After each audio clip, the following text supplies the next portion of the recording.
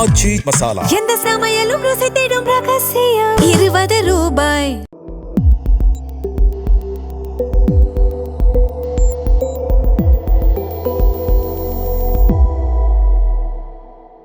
தமிழ் தடம் நேயர்களுக்கு வணக்கம். நம்மோடு உரையாட ஊடகவியலாளர் திரு கேப்ரியல் இணைந்திருக்காங்க. வாங்க பேசலாம். அதற்கு முன்பாக சப்ஸ்கிரைப் பண்ணாமல் வீடியோ பார்க்குறீங்க அப்படின்னா தொடர்ந்து சப்ஸ்கிரைப் பண்ணிவிட்டு வீடியோ பாருங்கள். உங்களுடைய ஆதரவு தமிழ் தடம் சேனலுக்கு தொடர்ந்து கொடுங்க.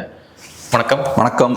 நேற்று ஒரு 6 மணி அளவில் நிதியமைச்சர் மரிய வில்சன் அவர்கள் தமிழ்நாட்டினுடைய நிதி நிலை தொடர்பாக வெள்ளை அறிக்கையை வெளியிட்டார். விஜய் அவர்கள் முதல் நாள் ஆட்சி பொறுப்பேற்ற முதல் நாளே பேசியிருந்தார். என்ன இருக்குது, என்ன வச்சுட்டு போயிருக்காங்க, எப்படி இருக்குது நிதி அப்படின்றத நாங்கள் உங்ககிட்ட ஓப்பனாக சொல்ல போகிறோம். விரைவில் நாங்கள் ஒயிட் பேப்பர் ரிலீஸ் பண்ணுவோம் அப்படின்னு விஜய் அவர்களே சொல்லியிருந்தார். ஸோ அதன் அடிப்படையில் நேற்று ஒயிட் பேப்பர் ரிலீஸ் பண்ணியிருந்தாங்க. சொல்லப்போனால் தமிழ்நாட்டு நிதிநிலை ரொம்ப மோசமாக இருக்குது அப்படின்றதான் மரிய வில்சன் அவர்களுடைய அவர் சொல்ல வரக்கூடிய விஷயமாக இருக்குது. ஸோ எப்படி பார்க்குறீங்க இந்த ஒயிட் பேப்பரை? இப்போ சின்ன வயசுலலாம் உங்களுக்கு ஞாபகம் இருக்கும், அப்பா கிட்ட நம்ம கேட்போம், எனக்கு கிரிக்கெட் பேட் வாங்கித்தாங்க, இல்லைனா சைக்கிள் ஒன்று வாங்கித்தாங்க அப்படின்லாம் கேட்கும்போது ஒரு 2 months கழிச்சு வாங்கலாம், 3 months கழிச்சு வாங்கலாம் அப்படின்ற மாதிரி சொல்லுவாங்க. அப்புறம் திருப்பி நம்ம போய் கேட்கும்போது இல்லை கொஞ்சம் கடனெல்லாம் அதிகமாக இருக்குது, கொஞ்சம் எதிர்பாராத செலவுகள்லாம் வந்துருச்சு அப்படின்லாம் சொல்கிறாங்கன்னா அதுக்கு பொருள் என்ன? சைக்கிள் பைக்கெல்லாம் கிடைக்க போகிறது கிடையாது, கொஞ்சம் வெயிட் பண்ணணும்னு அர்த்தம். ஸோ அதுதான் இங்கேயும் நடந்திருக்கு. ஸோ இப்பயும் பார்த்தோம்னா இப்போ அரசு தரப்பில் என்ன சொல்கிறாங்க, பெரிய கடன் இருக்குது, ஏகப்பட்ட சுமை நம்ம மேலே இருக்குது, ரெவென்யூ ரொம்ப கம்மியாகிட்டு இருக்குது, எஸ்ஓடிஆர் ரொம்ப கம்மியாகிட்டு இருக்குது, இப்படின்லாம் அவங்க சொல்கிறாங்கன்னா அதுக்கு அர்த்தம் என்னென்னா, என்கிட்ட நீங்கள் அடுத்தது 2,500 ரூபா கேட்கக்கூடாது, 6 கேஸ் சிலிண்டர் தாங்கன்னு கேட்கக்கூடாது அப்படின்லாம் நீங்கள் கேட்டிங்கன்னா நான் இதை தான் சொல்லுவேன். இந்த ஒயிட் பேப்பருக்கான பர்பஸ் இவ்வளோதான், அதை தாண்டி வேறு எதுவும் கிடையாது. ஸோ மக்கள்கிட்ட அவங்க இப்போவே கிளியராக சொல்லிடுறாங்க, எங்களால் நிறைய விஷயங்கள் செய்ய முடியாது, ஏன்னா சிச்சுவேஷன் ரொம்ப மோசமாக இருக்குன்னு. இப்போ நீங்கள் சொன்னீங்க அந்த ஒயிட் பேப்பரை ரிலீஸ் பண்ணும்போது தமிழ்நாட்டோட நிதிநிலை ரொம்ப மோசமாக இருக்குது அப்படின்றத அது காட்டுதுன்னு. நான் உங்கள்கிட்ட ஃப்ராங்காக ஒரு கேள்வி கேட்குறேன். அந்த ஒயிட் பேப்பரில் வெளியிட்டிருக்கக்கூடிய தகவல்கள் இருக்குல்ல, அதில் ஏதாவது உங்களுக்கு தெரியாத தகவல் இருக்கா?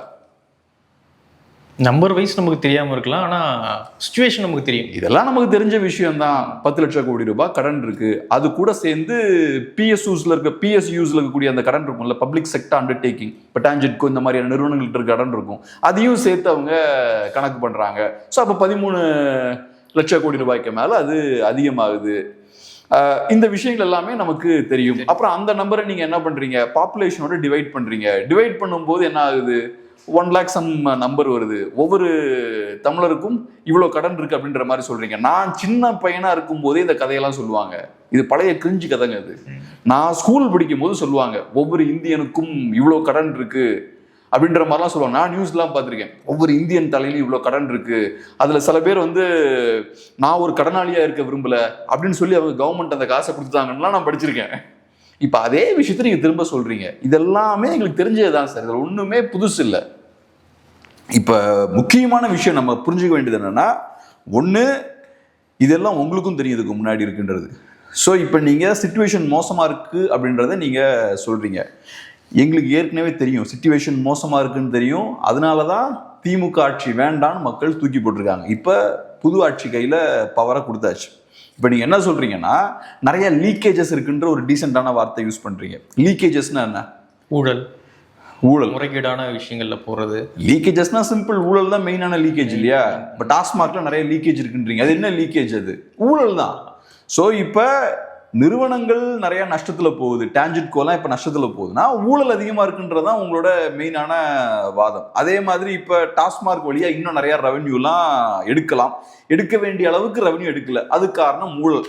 ஸோ இப்போ நான் புரிஞ்சுக்கிறது என்னன்னா, இன்னும் 1 வருஷத்துல டாஸ்மார்க்ல எக்ஸ்ட்ரா ஒரு 1 லட்சம் கோடி ரூபாய் பணம் உள்ள வரப்போகுது. அதே மாதிரி டாஸ்மார்க்ல இன்னொரு எக்ஸ்ட்ரா ஒரு 50,000 கோடி ரூபாய் பணம் வரப்போகுது. அதான் நான் புரிஞ்சுக்கிறேன். ஏன்னா இதுக்கு முன்னாடி ஊழல் இருக்கு, ஊழல் இருக்கிறதால சரியா ரெவன்யூ வர வேண்டிய அளவுக்கு ரெவன்யூ வரல. ஸோ நெக்ஸ்ட் இயர் ரெவன்யூ 2 மடங்கு ஆக போகுது. அதானே? இதுதான் நம்ம புரிஞ்சுக்கணும். நம்ம பேச வேண்டியது இந்த நம்பர்லாம் ரொம்ப கரெக்டா, திமுக ஆட்சி மோசமா கரெக்டா, அதெல்லாம் மோசம்னு நாங்கள் ஏற்கனவே சொல்லியாச்சு. இப்போ கேள்வி என்னன்னா, 1 இயர்ல இதெல்லாம் சரி ஆகணும். ஏன்னா லீக்கேஜால தான் இந்த பிரச்சனை இருக்கு. ஆமா, இப்ப நான் வந்து 1 இயர்ல பிரச்சனையெல்லாம் சரி பண்ணுங்கன்னு சொல்ல வரல. லீக்கேஜ் இருக்குன்னு சொல்றீங்க. லீக்கேஜ் உங்களால அடைச்சிட முடியும். அதுக்கு ஒன்றும் 10 வருஷம்லாம் தேவைப்படாது. ஊழல் நிறைய இருக்கு, அதெல்லாம் நீங்க சரி பண்ணிட்டீங்கன்னா, இப்ப திமுக அரசியல்வாதிகள் ஊழல்வாதிகள், சோ அதனால நிறைய பணத்தை அவங்க ஊழல் பண்ணி சம்பாதிக்கிறாங்க, அதனால அரசுக்கு பெரிய நஷ்டம் ஏற்படுது. நீங்க ஊழல்வாதிகள் கிடையாது. அதிமுகல இருந்து நிறைய முன்னாள் அமைச்சர்கள் எம்எல்ஏஸ்லாம் வந்தாலும் நீங்க ஊழல்வாதிகள் கிடையாது. ஸோ நீங்கள் வந்து இந்த லீக்கேஜ் எல்லாம் ஸ்டாப் பண்ணும். நெக்ஸ்ட் இயர் தமிழ் மக்களோட வேலை என்னன்னா, தேவையில்லாத கதை சொன்னால் கேட்கக்கூடாது, தேவையில்லாமல் நிறைய கதைலாம் சொல்லுவாங்க, அதெல்லாம் உட்காந்து கேட்கக்கூடாது. சிம்பிளாக ரைட், அப்போ டாஸ்மார்க்கோட ரெவென்யூ 2 மடங்கு ஆயிருக்கும் நெக்ஸ்ட் இயர், குறைந்தபட்சம் 1 மடங்கு ஆயிருக்கும். ஆமாம், அதே மாதிரி டான்ஜெட்கோட கடன் பாதி கம்மியாயிருக்கணும். இந்த விஷயங்கள்லாம் இருக்கான்னு பார்க்கணும். இந்த விஷயங்கள் திமுக ஆட்சியில் எப்படி இருந்ததோ அதே மாதிரி இருந்ததுன்னா அடுத்த வருஷம் நீங்கள் டீசெண்டான வார்த்தையை திரும்ப யூஸ் பண்ணலாம்.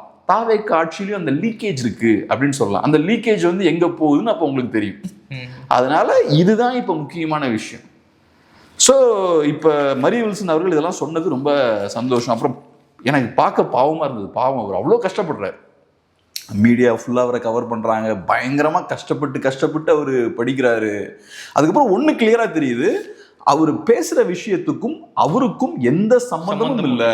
கரெக்ட், இது அவரோட டிபார்ட்மெண்ட்டே இல்லைன்றது கிளியரா தெரியுது. செயலாளர் தான் வந்து நிறைய விஷயங்களுக்கு பதிலே சொல்றாரு. பத்திரிகையாளர் கேட்கக்கூடிய விஷயங்கள் என்னன்றதே அமைச்சருக்கு தெரியுதா தெரியலையான்னு தெரியல. ஆமா, ஸோ அவருக்கும் ஃபினான்ஸுக்கும் எந்த சம்பந்தமும் இல்லை அப்படின்றது கிளியரா தெரியுது. அது ஒரு அப்படி அந்த மாதிரியான சூழல் இருக்குன்னா நீங்க அதிகாரிகள் நம்பி இருப்பீங்க, உங்களுக்கு பெருசா விஷயம் தெரியாது, அதிகாரிகள் நம்பி இருப்பீங்க.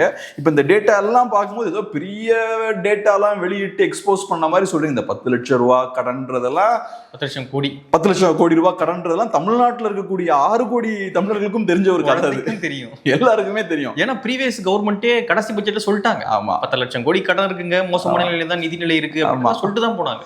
நீங்க எக்ஸ்ட்ரா என்ன பண்ணிருக்கீங்க, மற்ற ஸ்டேட்ஸோட கம்பேர் பண்ணிருக்கீங்க. ஒரு எக்கானமிஸ்ட் பண்ணுவார்ல, அந்த மாதிரியான வேலைகள் பார்த்திருக்கீங்க. இங்க இருக்கக்கூடிய நிதிநிலை மோசமா இருக்குன்றது நான் சொல்றேங்க, சாதாரண சாமானியனுக்கும் தெரியுங்க. இந்த அளவுக்கு டீட்டெயில்டா தெரியாம இருக்கலாம், ஆனா சாதாரண சாமானியனுக்கும் திமுக ஆட்சி நடக்கும் போதே தெரியும். ஏன்னா அதை நிறைய டிஸ்கஸ் பண்ணியாச்சு, நிறைய பேசியாச்சு. நீங்க அதை திரும்ப நீங்க வெளியிடுறீங்க. அப்புறம் இன்னொன்று, இந்த தமிழ்நாடு, கர்நாடகா, மகாராஷ்டிரா, குஜராத்லாம் கம்பேர் பண்ணுறாங்கல்ல, இது வந்து ப்ராப்பரான கம்பேரிசன் கிடையாதுங்க. எக்கனாமிக்ஸில் அதோட பியூட்டியே என்னன்னா, நீங்கள் டேட்டாவை மேனிப்புலேட் பண்ணலாம், உங்களுக்கு பிடிச்ச மாதிரி நீங்கள் டேட்டாவை மேனிப்புலேட் பண்ணலாம். இப்போ ஃபார் எக்ஸாம்பிள், இப்போ டாஸ்மாக் ரெவன்யூ ரொம்ப அதிகமாக இருக்குன்னு நம்ம சொல்கிறோம். ஆளுங்கட்சி தரப்பில் என்ன சொல்லுவாங்க, இல்லை டாஸ்மாக் ரெவன்யூ நம்பிலாம் நம்ம இல்லை, நீங்கள் ஜிஎஸ்டிபியோட கம்பேர் பண்ணி பார்த்தீங்கன்னா 1-1.5% தான் வருங்க அப்படிம்பாங்க. அப்போ டாஸ்மார்க் ரெவென்யூ பெருசாக ஒன்றும் இல்லை போல, ஜிஎஸ்டிபியோட கம்பேர் பண்ணால் 1-1.5% தானே வருது அப்படிம்பாங்க. இதே இது நீங்கள் ஸ்டேட்டோட ஓவரால் எக்ஸ்பெண்டிச்சர் இருக்கும்ல, எக்ஸ்பெண்டிச்சரோட கம்பேர் பண்ணிங்கன்னா இன்னும் அதிகமாகுது, 10%க்கு மேலே போகும். இதே இது ஸ்டேட்ஸ் ஓன் ரெவென்யூ இருக்கு, எஸ்ஓடிஆர்ம்பாங்க, ஸ்டேட்ஸ் ஓன் டாக்ஸ் ரெவென்யூம்பாங்க. அதோட ஒப்பிட்டிங்கன்னா டாஸ்மாக் ரெவென்யூ இன்னும் அதிகமாக எகிரும்.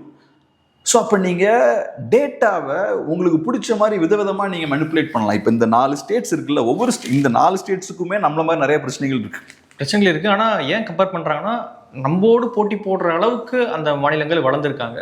ஸோ அப்படி இருக்கும்போது அந்த மாநிலங்களோட அவங்க அதை நீங்கள் அப்படி மட்டுமே கனெக்ட் பண்ண முடியாது. இப்போ ஹியூமன் டெவலப்மெண்ட்னு பார்த்தீங்கன்னா நம்ம மாநிலம் பார்த்தீங்கன்னா மகாராஷ்டிரா, குஜராத்தை விட இன்னும் பெட்டராக இருக்கும். வெல்த் வந்து ஈவனாக டிஸ்ட்ரிபியூட் ஆகிருக்கும். ஸோ இந்த மாதிரி வெறும் நம்பர் டேர்ம்ஸில் மட்டுமே நீங்கள் பொருளாதாரத்தை கம்பேர் பண்ண முடியாது.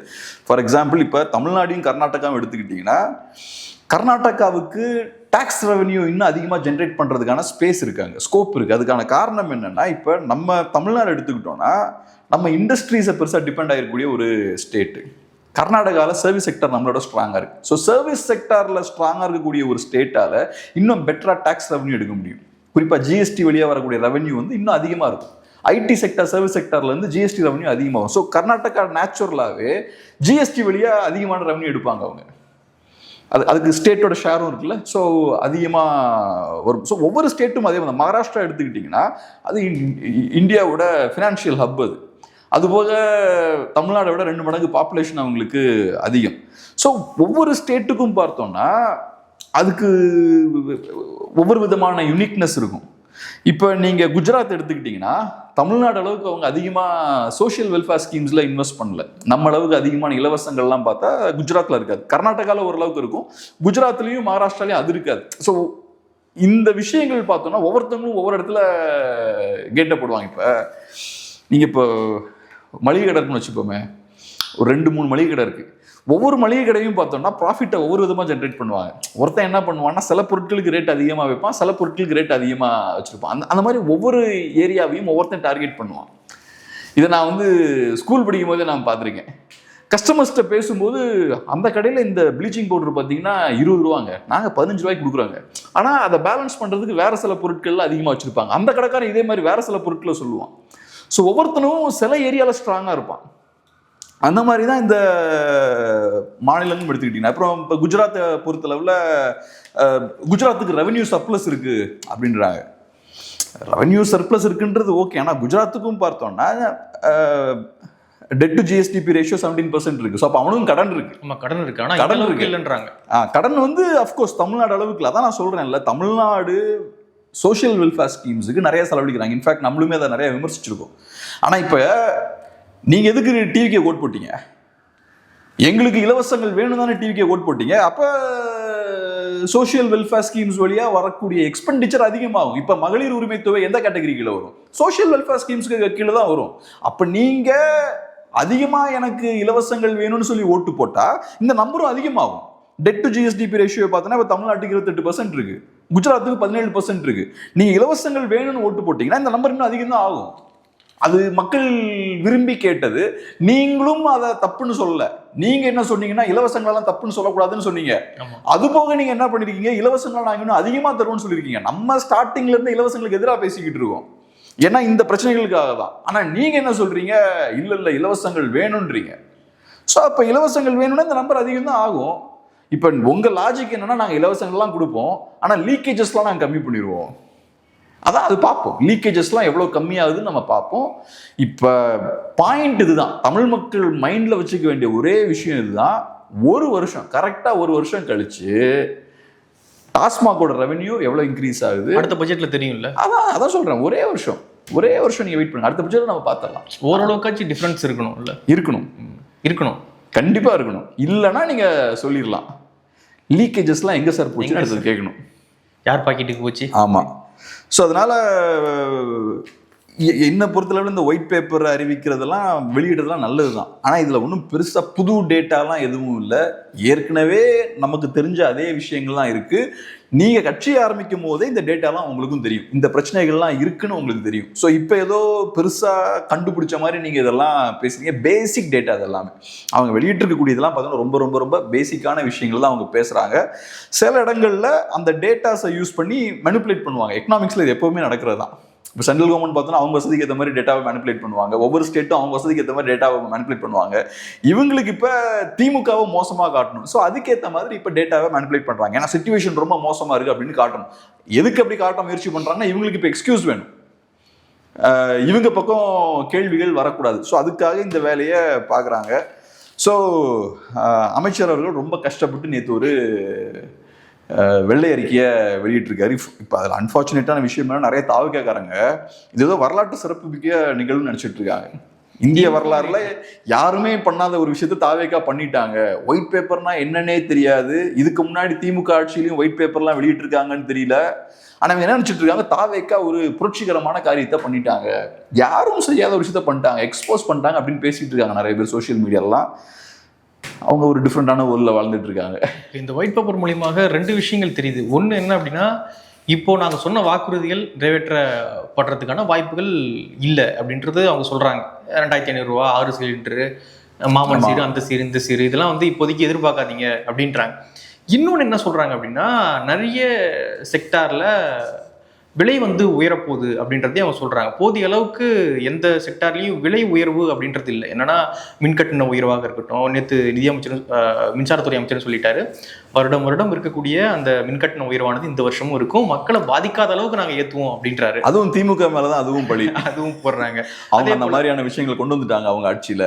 ஸோ அதனால நாங்கள் ஏற்றுற மாதிரி இருக்கும் அப்படின்னு பேசுகிறாங்க. அதே போல் வந்து பஸ் கட்டண உயர்வு, பத்திரப்பதிவு துறையில் உயர்வு, ஸோ சொத்து வரி உயர்வு, ஸோ இந்த மாதிரியான உயர்வுகள்லாம் இருக்கும் அப்படின்றதும் இந்த ஒயிட் பேப்பர் சொல்லக்கூடிய விஷயமா இருக்குல்ல. இப்போ அமைச்சர் அவர்கள் எக்ஸ்போஸ் பண்ணுறாருல, கடன்றது வெறும் 10 லட்சம் கோடி மட்டும் கடன் கிடையாது, இந்த பிஎஸ்யூஸ் பப்ளிக் செக்டர் அண்டர்டேக்கிங் நிறுவனங்கள் அதுக்குள்ளேயும் நிறைய கடன் ஒளிஞ்சிருக்கு. ஸோ அதெல்லாம் சேர்த்து போட்டால் 13 கோடி ரூபா வருது, 13 லட்சம் கோடி ரூபா வருதுன்னு அமைச்சர் சொல்கிறாரு இல்லையா. ஸோ அப்போ அந்த நிறுவனங்களுக்குள்ளே ஒளிஞ்சிட்டு இருக்கக்கூடிய கடன் இருக்குல்ல, அதெல்லாம் எப்படி வருது? நீங்கள் இப்போ 200 யூனிட் ஃப்ரீயாக கொடுத்துருக்கீங்கல்ல, அப்போ யார் பே பண்ணுவா? அதை அப்போ கடனில் தான் வரும். நீங்கள் எப்படி அதை சரி பண்ண போகிறீங்க? நீங்கள் அதை சரி பண்ணணும்னா 100 யூனிட்டை 0வா நீங்கள் மாற்றணும். நீங்கள் என்ன பண்ணுறீங்க? 100 200 மாற்றுறீங்க. 100 200 மாற்றினீங்கன்னா இன்னும் நிறைய கடன் தான் வரும்.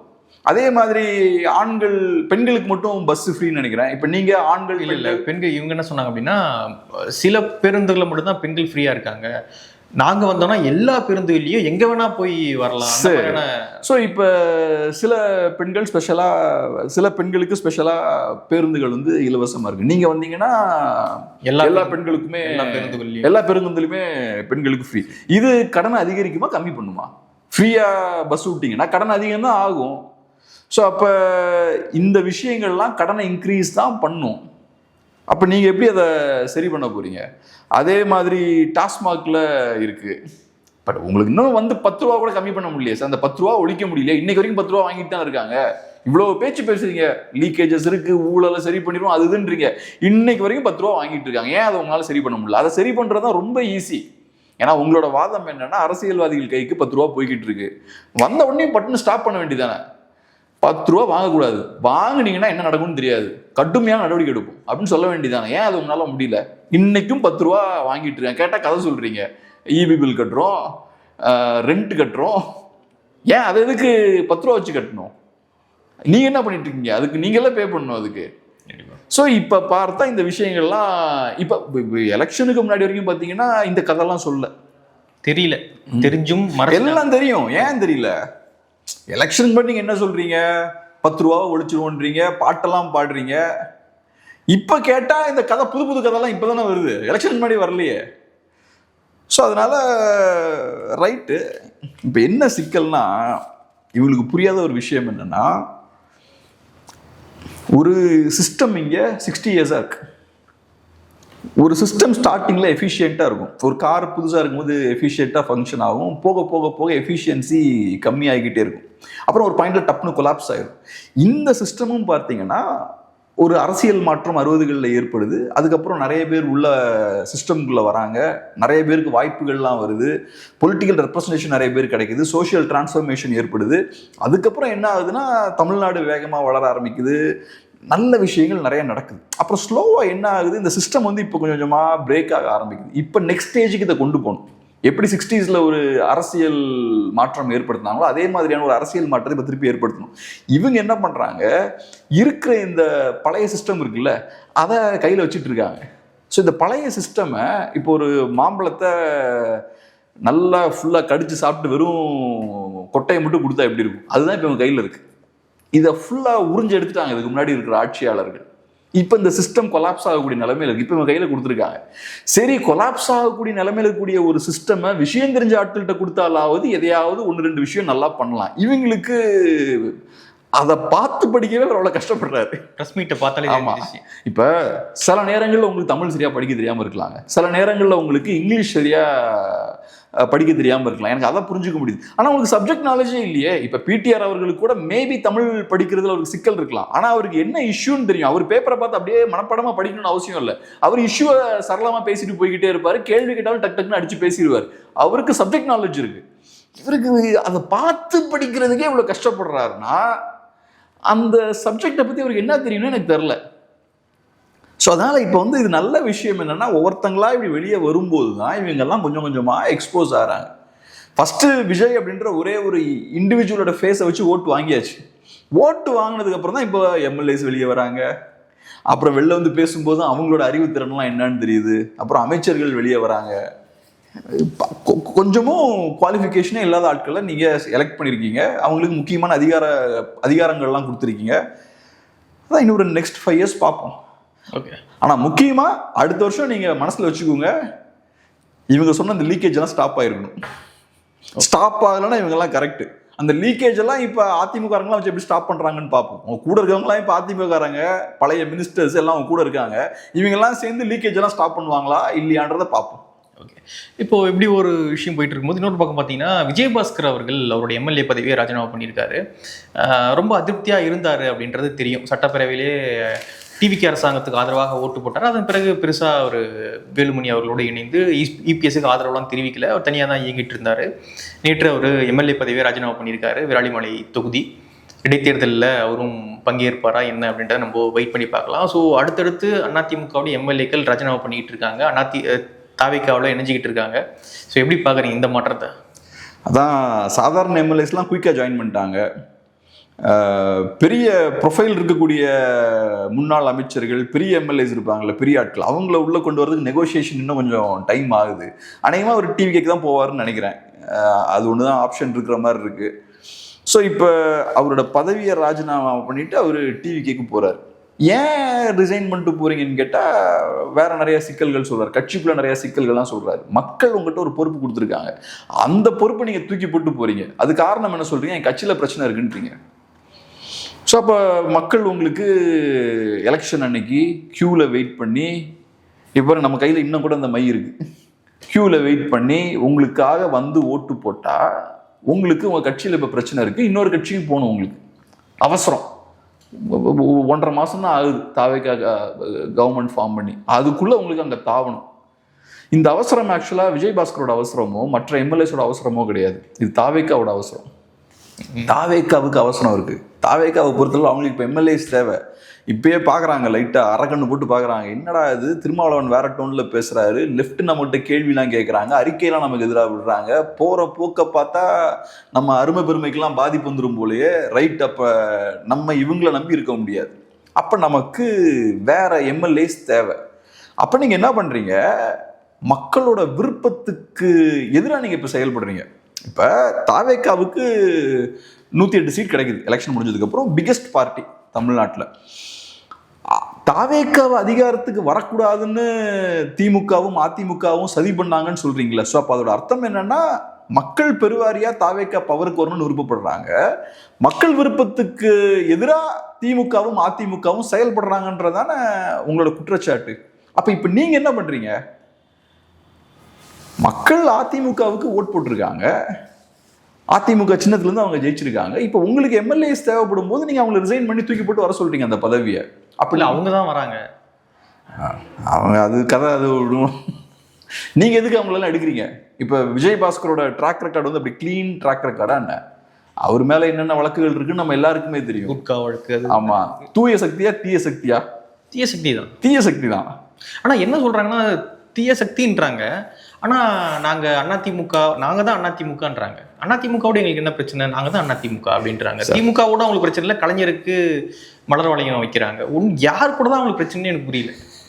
அவங்களுக்கு வந்து அதிகாரம் இப்ப கை கிடைச்சாச்சு, அதை தக்க வச்சுக்கணும். அது மட்டும்தான் இப்ப அவங்களுக்கு பிரச்சனை. அவங்களுக்கு பெரியாரா, பிஜேபியா, திமுகவா, அதிமுக, அதெல்லாம் பிரச்சனை இல்லை. இப்ப அதிகாரத்தை தக்க வச்சுக்கிறது மட்டும்தான் அவங்களுக்கு பிரச்சனை. அதுக்கு உட்கார்ந்து கொட்டஞ்சிட்டு இருக்காங்க இப்ப. ஸோ இப்போ பார்த்தோம்னா இன்னும் நிறைய பேர் பதவியெல்லாம் ரிசைன் பண்ணுவாங்கன்றாங்க. எம்டிஎம்கே எம்எல்ஏஸ் கூட ரிசைன் பண்ணலாம் அப்படின்றாங்க. ஆமாம், இப்போ வைகோ அவர்கள் சந்திச்சிருக்காரு. ஸோ இது எல்லாமே பார்த்தோம்னா கிளியர் கட்டா இது குதிரை பேரம் தான். இப்போ இது காட்டக்கூடிய இன்னொரு விஷயம் என்னன்னா, அவங்களுக்கு கான்ஃபிடென்ஸும் இல்லை. அவங்களுக்கு கான்ஃபிடென்ஸ் இல்லைன்றதையும் இது காட்டுது. இப்போ அவங்களுக்கு 107 சீட் இருக்கா? இப்போ 107 இருக்கு. காங்கிரஸ் கையில் 5 இருக்கு. அப்போ 112 ஆச்சு. காங்கிரஸை நீங்க என்ன பண்ணாலும் வெளில போக மாட்டாங்க, நீங்களே போனாலும் காங்கிரஸ் போக மாட்டாங்க. சூப்பர். அப்ப இன்னும் எவ்வளவு சீட் உங்களுக்கு வேணும்? 118. 6 சீட் உங்களுக்கு தேவை. இப்ப என்னோட கேள்வி என்னன்னா, 6 சீட் தான் உங்களுக்கு தேவைன்னா 6 எம்எல்ஏஸ் போதுமே. இப்ப ஏற்கனவே உங்ககிட்ட ஒரு 5 எம்எல்ஏ இருக்காங்க. இப்ப விஜயபாஸ்கர் அவர் வராரு, இதை தாண்டியும் வேற சில பேர் வருவாங்கன்றாங்க. ஸோ அதுவே காட்டக்கூடிய விஷயம் என்னன்னா, ஒரு பஃபர் நீங்க கிரியேட் பண்ண பாக்குறீங்க. 6னா 6 வேண்டாம், ஒரு 9-10 வச்சுக்கலான்னு நீங்க பாக்குறீங்க. உங்களுக்கு கான்ஃபிடன்ஸ் இல்லை, இவங்க ஜெயிப்பாங்களான்ற கான்ஃபிடன்ஸ் இல்லை. கான்ஃபிடன்ஸ் இருந்ததுன்னா எனக்கு தெரிஞ்சு ஒரு 4 சீட் கூட போதுங்க.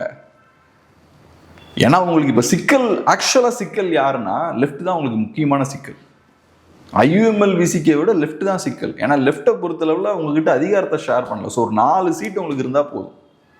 ஆனால் இவங்க பார்த்தோம்னா ஏகப்பட்ட பேரை இழுக்கிறதுக்கான முயற்சிகளில் ஈடுபடுறாங்க. ஆனால் ஒரு 10 இடங்கள்ல இடைத்தேர்தல் வரும் அப்படின்ற மாதிரி. ஆமாம், கரெக்டாக அவங்க ஒரு சேஃபாக இருக்கணும்னு பார்க்குறாங்க. அந்த 10ல் ஒரு 5-6 ஜெயிக்கலாம் அப்படின்னு அவங்க பார்க்குறாங்க. அதுதான் நான் சொல்ல வரேன். 5-6 ஜெயிப்ப இல்லை, எல்லாமே ஜெயிக்க தானே போகிறாங்க. நீங்கள் அப்படி சொல்கிறீங்க, அவங்களுக்கு அந்த நம்பிக்கை இல்லையே. அப்போ 10 தேவை இல்லையே, எல்லாத்தையும் நம்ம ஜெயிச்சிரும்ன்ற தைரியம் இருந்ததுன்னா 10 தேவையில்லை. எனக்கு தெரிஞ்சு ஒரு 6-7 போதும், 5 போதுங்க. 5 இருந்தாலே நீங்க சேஃபா தான் இருப்பீங்க. ஆனா 10ல் 50 தான் ஜெயிக்கிறாங்க அப்படின்னாலே மக்களுடைய நம்பிக்கையை எடுத்துட்டாங்க அப்படின்னு ஒரு பெரிய ஒரு இமேஜ் உருவாகும்ல. கொஞ்சம் ஓட் ஷேர்லாம் கம்மியாகி சின்ன மார்ஜின்ல ஜெயிக்கிறாங்கனாலே அந்த மாதிரி இமேஜ் வந்துடும். பை எலெக்ஷன்ல நீங்க சின்ன மார்ஜின்ல ஜெயிக்கிறீங்கனாலே ரைட்டு, இந்த சர்க்கஸ்க்கு ஒரு முடிவை நோக்கி போய்கிட்டு இருக்கு அப்படின்றத நீங்க புரிஞ்சுக்கலாம். ஸோ அவங்களுக்கு தயக்கங்கள் இருக்கு. பை எலெக்ஷன் வரும்போது நம்ம ரிஸ்க் எதுவும் எடுக்க வேண்டாம், நம்ம ஒரு 10 தொகுதிகளை நம்ம டார்கெட் பண்ணி ஒர்க் பண்ணலாம் அப்படின்ற மாதிரி அவங்க பார்க்குறாங்க. ஸோ அது காட்டக்கூடிய விஷயம் என்னன்னா, எனக்கு என்னமோ அவங்களுக்கு கான்ஃபிடன்ஸ் இல்லை அப்படின்னு தான் தோணுது. ஸோ ஆனால் இதில் முக்கியமான பாயிண்ட் என்னன்னா, இந்த பை எலெக்ஷன் நடக்கும்போது வேற கட்சிகள்ல இருந்து வந்து இப்போ அவங்க பதவி ரிசைன் பண்ணிட்டு வராங்கல்ல, அவங்க யாருக்கும் மக்கள் ஓட் போடக்கூடாது. ஓட் போடக்கூடாது. இப்போ இவர் பெஸ்ட்டா அவர் பெஸ்ட்டாலாம் இங்கே பார்க்கக்கூடாது. யாருக்கு போடக்கூடாதுன்றதை ஃபர்ஸ்ட் முடிவு பண்ணிக்கோங்க. நோட்டா கூட போடலாம், இவங்களுக்கு போடக்கூடாது. ஏன்னா உங்களை மதிக்காம நீங்க அவங்களுக்கு கொடுத்த பதவியை வெளியே தூக்கி போட்டு அவங்க வந்திருக்காங்க. ஆனால் விஜய் இப்போ என்ன பிரச்சாரம் பண்ணுவார்னா, இந்த 10 தொகுதியிலையும் நான் தான் நிற்கிறேன், என் முகத்துக்கு நீங்க ஓட்டு போடுங்கன்றவாரு. அப்படியா அப்படின்னு மக்களுக்கு. ஆமா அப்படின்னு நீங்க சொல்லுவீங்க. அப்புறம் இப்போ ஃபினான்ஸ் மினிஸ்டர் பார்க்குறோம் பாருங்க, வந்து அப்புறம் பார்த்து தத்தி புத்தி படிக்கணும். உங்க முகத்துக்கு தான் ஓட் போடுவோம். ஆனால் வரது பார்த்தா அப்புறம் எலெக்ஷன் முடிஞ்சதுக்கு அப்புறம் தான் புது கேரக்டர்ஸ்லாம் வெளில வருவாங்க. இல்லை, எனக்கு தெரிஞ்சு மரியா வில்சனே பரவாயில்ல நினைக்கிறேன். இவராஜ் ப்ரெஸ்ஸை மீட் பண்ணுறாரு, அவர் அது கூட பண்ண மாட்டாரு விஜய் அவர்கள். ஒயிட் பேப்பர் ரிலீஸ் பண்ணால் மீட் பண்ணி தான் ஆகணும். பனையூர்ல தான் ரிலீஸ் பண்ண முடியும் ஒயிட் பேப்பரை, வேற வழி இல்லை இப்போ. ஸோ அதனால அவங்க வராங்க. அதில் சில பேருக்கு ப்ரெஸ்ஸை சந்திக்கிறது ரொம்ப பிடிச்சும் போயிருக்கு. ரொம்ப ஆர்வமாகவும் சில பேர் வந்து ப்ரெஸ்ஸை மீட் பண்ணுறாங்க. ஆனால் இப்போ கொஞ்சம் நெகட்டிவ் இம்பேக்ட்ஸ்லாம் வரும்போது அந்த அவங்க எதிர்பார்த்த எஃபெக்ட் அவங்களால ப்ரொடியூஸ் பண்ண முடியல. ஸோ இப்போ கொஞ்சம் தயங்குறாங்க. பட் எனிவே, இப்போ புதுசாக அடுத்தது இவங்க திரும்ப மக்களை பார்த்து சந்திச்சு ஓட்டு எங்களுக்கு போடுங்கன்னு கேட்குறாங்கன்னா மக்கள் ஓட் போடக்கூடாது. இவங்களுக்கெல்லாம் ஒரு பாடம் கற்றுக் கொடுக்கணும். நான் உங்களுக்கு ஓட்டு போட்டு உங்களை ஒரு பொறுப்பில் உட்கார வச்சா தாவேக்காவோட தேவைக்கு ஏற்ற மாதிரி நீங்கள் அந்த பதவியை தூக்கி போட்டு திரும்ப வந்து எனக்கு ஓட் போடுன்னு சொல்கிறீங்க. உங்களோட சுயநலம் இங்கே இருக்குது. இது சும்மா நடக்கலை. இதில் ஏதோ சோஃபா டிரான்சாக்ஷனோ ஏதோ நடந்திருக்கு. சும்மா இதெல்லாம் பண்ண மாட்டாங்க. வந்து ஒரு மாசத்துல மக்களோட இந்த வேர்டிக்டை மதிக்காம தூக்கி போட்டு நீங்க போறீங்கன்னா எவ்வளவு திமிரு இருக்கணும் உங்களுக்கு. ஸோ அதனால மக்கள் இதை மதிக்கவே கூடாது. இது மக்கள் விரோத செயல்.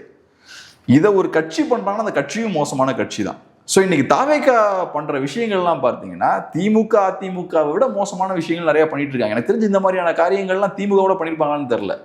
அதுவும் வந்த புதுசுல. ஆமா, அவங்களாச்சும் காலங்காலமா இருந்தவங்க. ஆனா இவங்க வந்த ஒரே மாசத்துல என்னென்னமோ பண்றாங்க. அவங்களுக்கு இந்த மாதிரியான ட்ரிக் எல்லாம் கத்துக்கிறதுக்கு ஒரு 60 வருஷம் ஆயிருக்கு. இவங்க வரும்போது எல்லாம் கத்துக்கிட்டு தான் வராங்க. ஏன்னா பெரிய பண பலம்லாம் இருக்குல்ல, பெரிய பணபலசாலிகள்லாம் உள்ள இருக்காங்க. அதனால இனி எல்லாம் தூய ஆட்சியெல்லாம் கொடுப்பாங்க, லீக்கேஜ் எல்லாம் ஸ்டாப் ஆகும். நம்ம நம்ப வேண்டியதுதான். ஓகே, பார்க்கலாம் என்ன நடக்குது அப்படின்னு. நிறைய விஷயங்களை கூட பகிர்ந்துட்டீங்க. நன்றி.